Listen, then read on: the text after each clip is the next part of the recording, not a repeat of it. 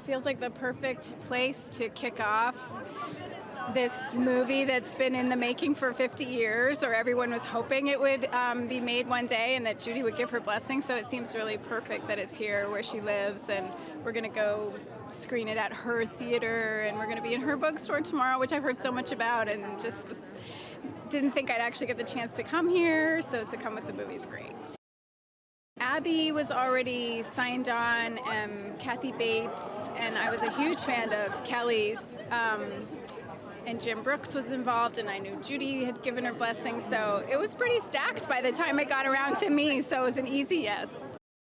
I play Margaret's mother, kind of a free spirit, artist type, and recently moved Margaret from her beloved New York to New Jersey, and we're trying to make a new life there, and I've quit my job to be a full-time mom and learn to cook and all this sort of stuff, and so we're kind of both in an identity crisis, I guess, having parallel lives. I love that about this movie too, you know, that Kathy Bates' character, who plays Margaret's grandmother, is also going through her own identity crisis and figuring out who she is now without her family nearby. And so I think it crosses a lot of generations that way.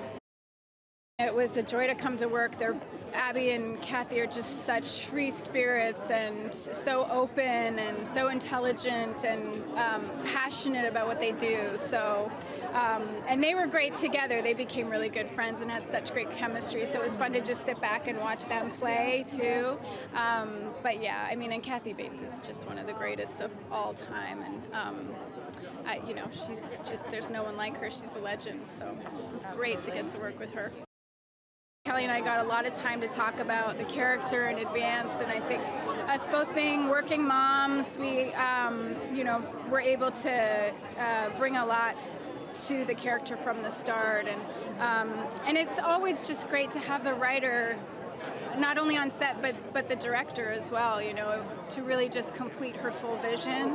And if there's, you know, anything's not working, it's easy, you know, she's right there to fix it. Yeah. So it was really convenient that way. Yeah, so, and then Jim is just, I mean, he's such a champion of this project and of Kelly, and they work so well together, and Jim has the most generous laugh. I mean, you always knew something was truly funny because he didn't hold back, even though we could all hear him, and I'm sure the camera was picking it up too.